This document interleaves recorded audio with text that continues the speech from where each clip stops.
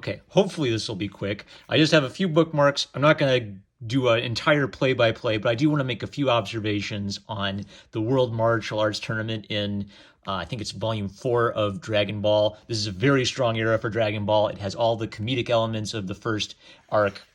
And basically my premise is every stage of the fighting tournament in this volume serves a purpose that builds up to the climactic fight between Master Roshi and Goku. So I guess first observation is lots of secondary characters get to participate in this tournament. We're starting to see the weakening of Yamcha. Yamcha was a very important character in the first arc. He's set up against Master Roshi, and Master Roshi cleans his clock. Akira Toriyama still finds some cool things for Yamcha to do. So he's kind of like sneakily in the background trying to figure out who this Jackie Chun guy is. And he puts two and two together that it might be Master Roshi with a wig on. Even some of this completely like new secondary characters, they'll have comedic purposes, but they're still setting some things up. So the secondary characters are Namu and Ran Fuan, and their first fight is kind of a joke fight. Ran is a girl who will deliberately use her feminine wiles as a weapon. She'll try to wink to put you off guard or cry like a little baby girl to make you feel bad about hitting her, and she'll strip down to her underwear, right? So this is contrasting with Namu, who's, I guess, supposed to be an aesthetic Hindu. He's got to resist feminine temptation, so he faces the ultimate feminine temptation. And Namu has a good reason to be in this fight. He wants to get water for his village, so we feel bad for him. And he seems like he actually is a capable warrior. So for Goku's arc, things start getting set up in his fight with Radan. And what's neat is a lot of these are very short fights, maybe about one chapter, but Goku's fight introduces the idea that as long as you have natural abilities like wings or,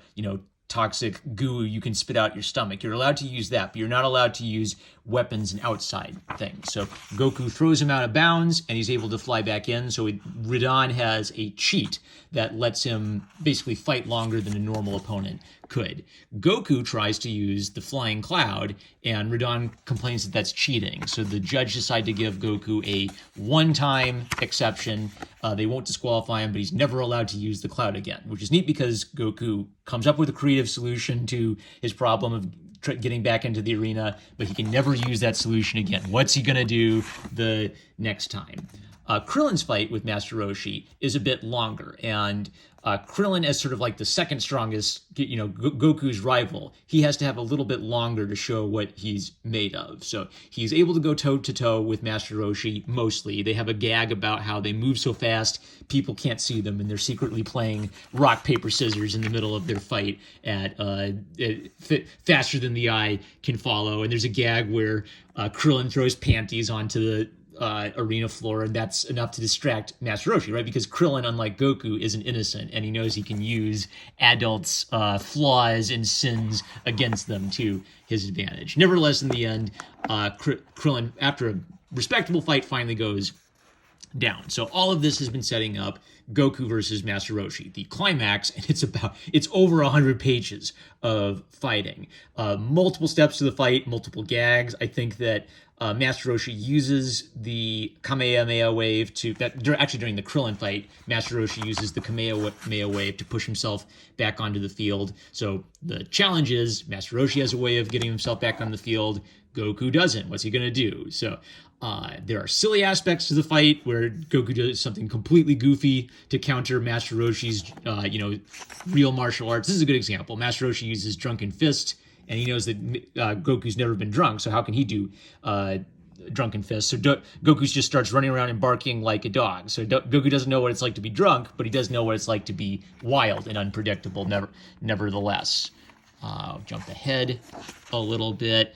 Okay, Bulma, even though she's on the sidelines, gets to contribute. So Goku's knocked down. Bulma has the bright idea that if she just shouts, "Goku, dinner time," that'll get him right back up. So Bulma, although not a fighter, contributes to the characters in the world through her quick thinking and her support.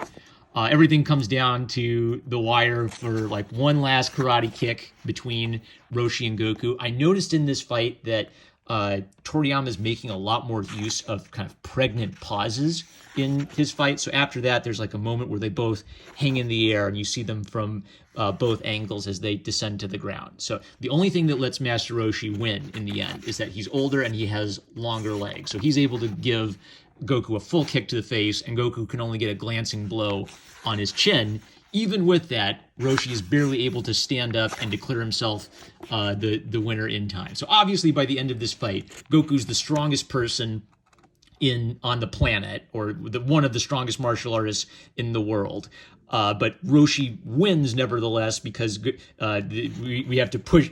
Roshi's whole idea was to push Goku further and further, and not let him think that he really is the toughest in the world yet. You have to believe that there are stronger people out there to push you farther. So the comedy's great, the action is great, and it's built wonderfully from short fights to a medium-length fight with Roshi versus Krillin to all of this massive fight between Goku and Roshi. That's it. So maybe one day I'll do like an in-depth, blow-for-blow analysis of it, but this is a very strong era for Dragon Ball.